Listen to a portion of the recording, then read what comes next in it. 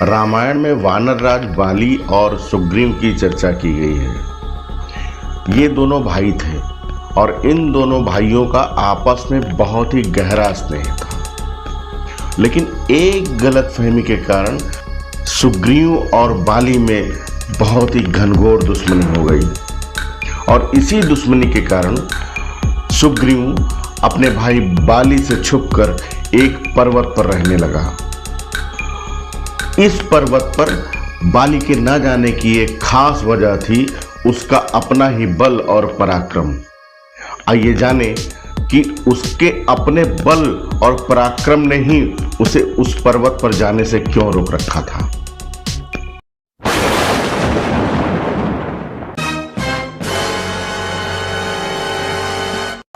बाली ने सागर मंथन के समय अपने बल और पराक्रम से देवताओं की मदद की थी।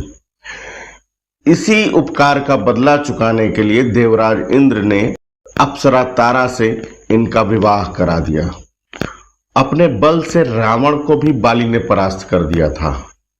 एक बार की बात है, दुदुम्भी नाम का एक असुर बाली को युद्ध के लिए ललकारने लगा और जब बाली को कोई युद्ध के लिए ललकारता था तो वह अपने आप को रोक नहीं पाता था।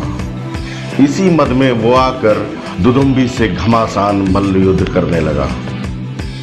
कुछ ही समय में बाली ने अपने बल से दुदुम्भी नामक उस महाराक्षस का वध कर दिया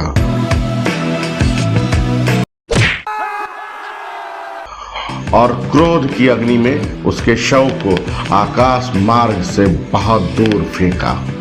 हवा में उड़ते हुए दुदुम्भी के शव से रक्त की कुछ बूंदें मातंग ऋषि के आश्रम में जा गिरी। रक्त की उन बूंदों को देखकर ऋषि का क्रोध अपने चरम पर था। ऋषि मातंग ने यह जान लिया था कि यह कार्य किसने और क्यों किया है। उन्होंने अपने तपोबल से यह जान लिया था कि बाली ने दुदुम्भी के ललकारने पर दुदुम्भी से युद्ध किया और उसका वध किया। इसमें कोई बुराई नहीं थी, लेकिन किसी के शव का अपमान करना और तपस्वी के आश्रम को अपवित्र करना यह पाप था। बाली के इस कृत्य से मातंग ऋषि ने क्रोधित होकर बाली को यह शाप दिया कि अगर बाली उसके आश्रम के 1 योजन के भीतर आया तो उसी क्षण उसकी मृत्यु हो जाएगी।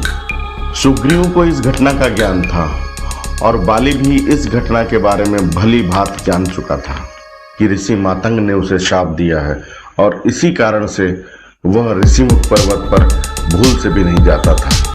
जब बाली ने सुग्रीव को अपने राज्य से निकाल दिया और उसका वध करना चाहा तो सुग्रीव को कहीं भी अपने आश्रय की बात नहीं सुझाई थी। अंततः उसने अपने सहयोगियों के साथ उसी ऋषिमुख पर्वत पर जाकर एक गुफा में शरण ली। इस गुफा को सुग्रीव गुफा भी कहा जाने लगा और इसी गुफा में कुछ समय बाद भगवान राम की सुग्रीव से मुलाकात भी हुई।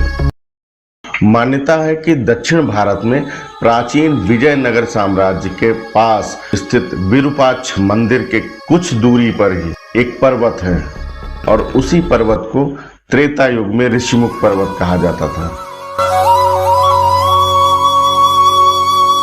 इसी स्थान पर सुग्रीव अपने सलाहकारों के साथ रहते थे, जो उनके समर्थक बनकर हमेशा सुग्रीव के साथ खड़े रहते थे। इनमें महाबली हनुमान जी भी शामिल थे। आज भी इस पर्वत पर गुफा के समीप एक मंदिर बना है जिसमें भगवान सूर्य और सुग्रीव की मूर्ति स्थापित है। और आप तो जानते ही हैं कि बाद में श्री राम ने बाली का वध करके सुग्रीव को किष्किंधा का राजा बना दिया। साथियों, ऐसे ही रोचक, ज्ञानवर्धक और प्रेरक विषयों को लेकर हम इस चैनल पर आते रहते हैं। तो अगर आप इस चैनल पर नए हैं तो इसे सब्सक्राइब जरूर कर लीजिएगा। तो मिलते हैं अगले वीडियो में, तब तक के लिए नमस्कार।